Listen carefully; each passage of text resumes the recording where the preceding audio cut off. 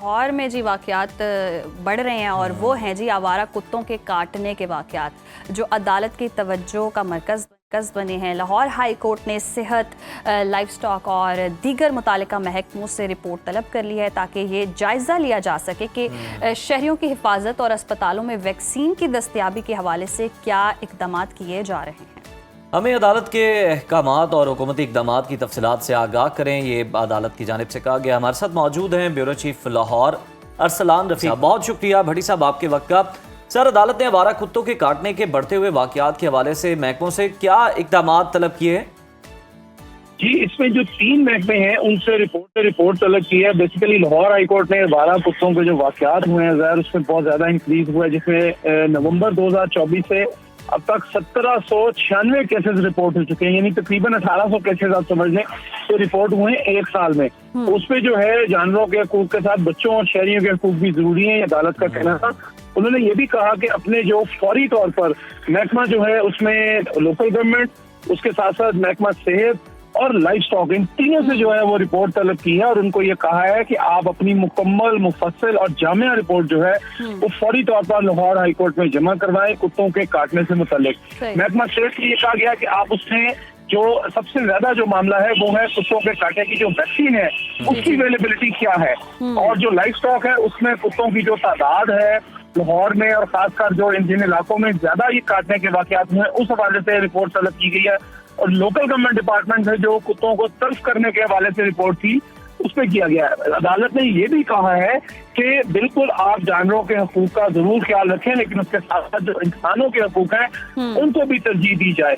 इस हवाले से अदालत ने थोड़ा बरहमी का इजहार किया है और उन्होंने लोकल गवर्नमेंट के जो मुलाजमीन और लोकल गवर्नमेंट के जो आला हुकाम है उनसे उनकी सरजनिश करते हुए कहा है कि आपने एक रिपोर्ट जमा कराई जो सरासर जो हकायक है उससे मुनाफी थी, उसके ऊपर उन्होंने सर्जनिश की।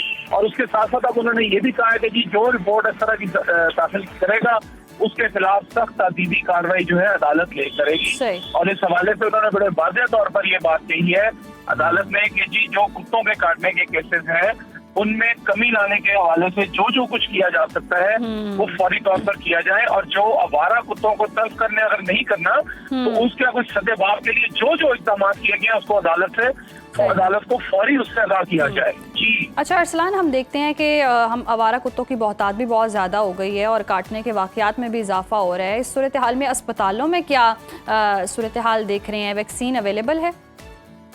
बाद अस्पतालों में खासकर जो दही इलाके हैं लाहौर से मुल्का उनमें तो वैक्सीन बड़ी वाफिर मिकदार में अवेलेबल है।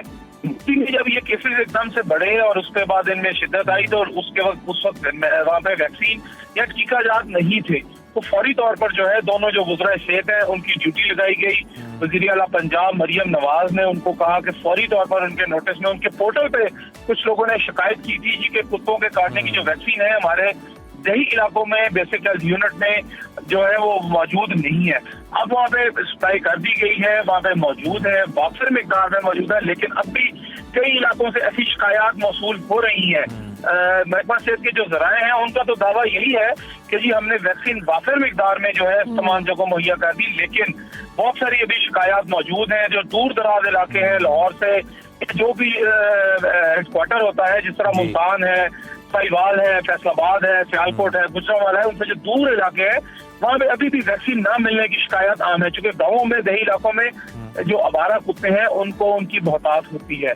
और उसके बाद जो है वहाँ पे चूंकि जो मुख्तलिफ महकमे जिसमें लाइफ स्टॉक भी शामिल है, महकमा सेहत है, उसके साथ साथ जो लोकल गवर्नमेंट है महकमा बल्दियात और दही तरक्की, इस हवाले से हुकूमत को इक़दाम करने चाहिए और अब तो हुक्म भी जारी हो गया जानिब से भी, तो वी होप के इंतजाम किए जाएं। बहुत शुक्रिया अरसलान रफ़ीक भट्टी।